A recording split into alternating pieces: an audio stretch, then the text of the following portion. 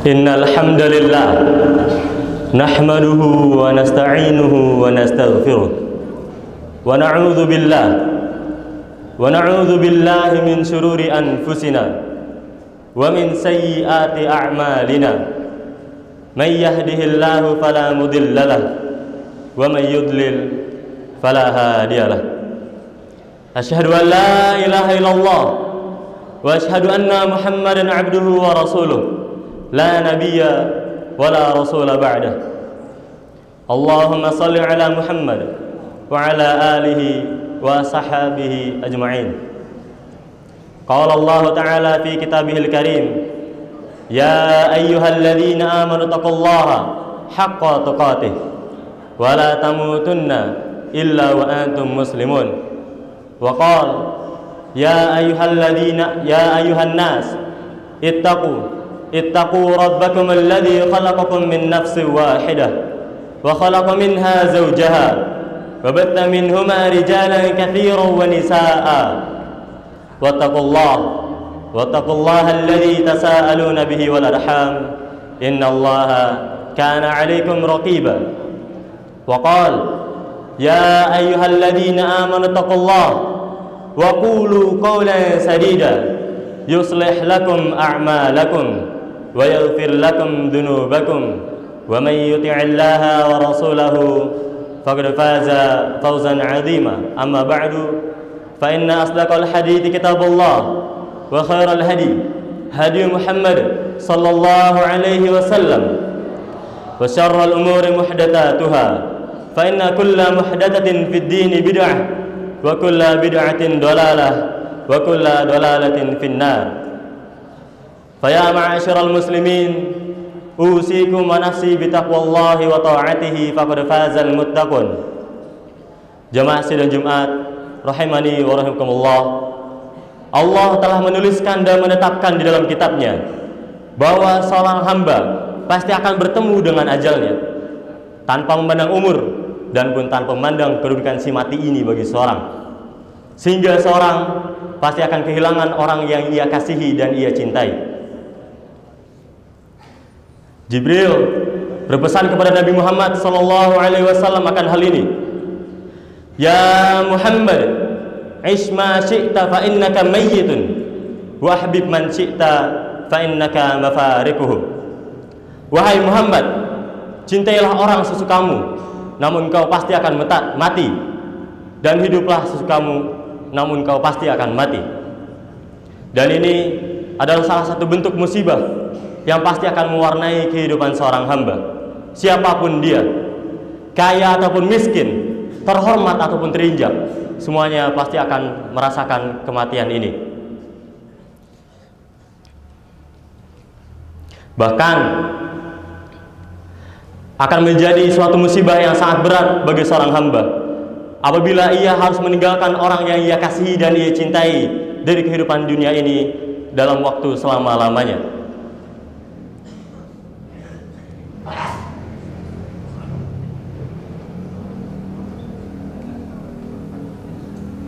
Maka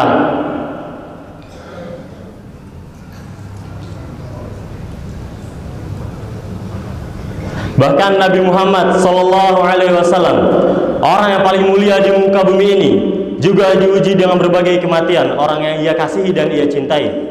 Salah satunya adalah kematian istri tercintanya, Khadijah radhiyallahu taala anha, yang mana kita ketahui cintanya Khadijah radhiyallahu taala anha ini tidak akan pernah padam hingga hembusan nafas terakhirnya.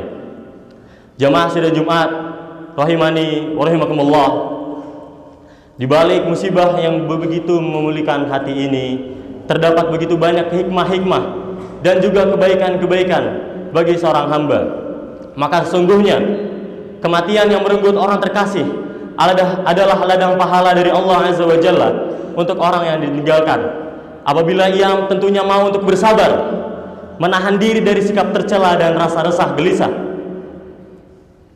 menahan lidah untuk berkeluh kesah, dan menahan anggota tubuh untuk melakukan hal-hal yang disebabkan oleh kejadian yang belum bisa menerima takdir Allah Azza wa Jalla.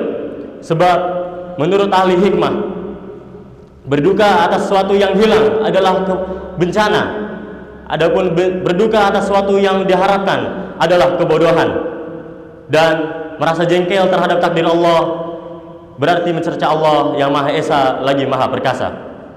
Imam Bukhari meriwayatkan dari Abu Hurairah radhiyallahu anhu sebuah hadis qudsi yang berbunyi, An Abi Hurairah radhiyallahu taala anhu, anna Rasulullah sallallahu alaihi wasallam qala, yaqulu Allah taala, ma li 'abdil mu'min 'indi jazaa'un idza qabattu safiyyatu min ahli dunya, thumma ihtasabahu illa al-jannah.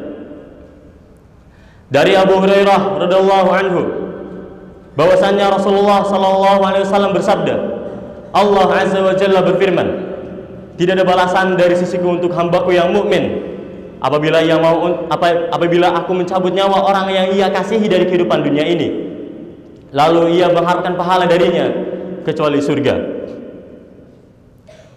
Jamaah sidang Jumat rahimani wa rahimakumullah.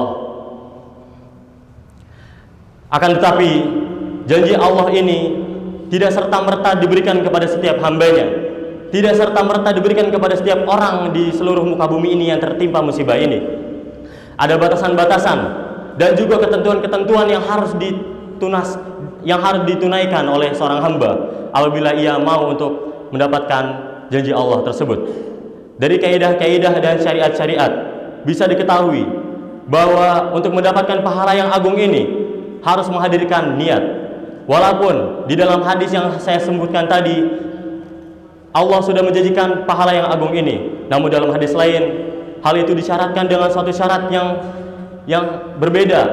Syarat tersebut adalah harus menghadirkan niat ihtisab. Ihtisab yaitu mengharapkan pahala dari Allah azza wa jalla. Jamaah sidang Jumat rahimani wa rahimakumullah, terdapat beberapa faedah-faedah terkait seorang hamba yang ditinggal mati oleh orang yang ia kasihi.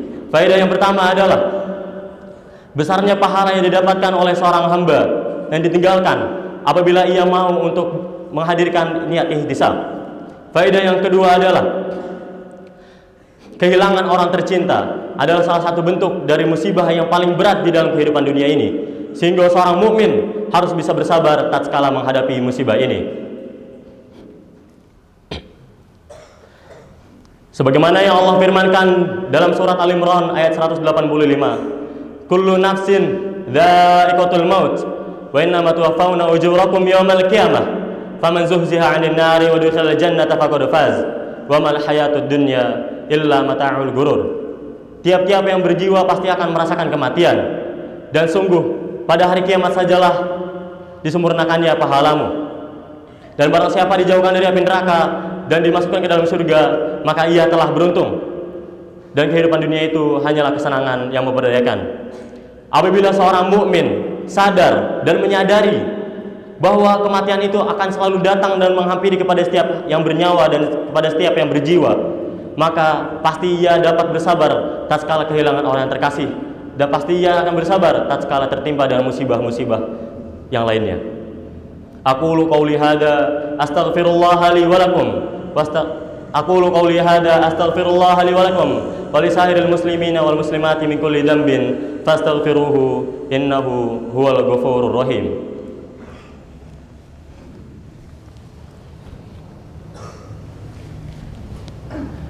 Alhamdulillahirabbil alamin wa bihi nasta'in ala umuri dunya waddin, wassalatu wassalamu ala asyrafil anbiya'i wal mursalin wa ala alihi wa ashabihi ajma'in. Di dalam khutbah kedua ini, jamaah sidang Jumat rahimakumullah, khatib akan melanjutkan penjelasan tentang faedah-faedah. Faedah selanjutnya adalah bahwasanya balasan surga bagi orang yang mau bersabar dan mengharapkan pahala Allah ini tidak diberikan kepada orang yang kafir. Maka apabila seorang kafir di dalam dunia ini ditinggalkan oleh orang yang ia kasih untuk selama-lamanya, sungguh ia tidak akan mendapatkan pahala yang agung ini dari Allah azza wa jalla. Hal ini tentunya disebabkan karena orang kafir tidak akan diberikan oleh pahala oleh Allah azza wa jalla.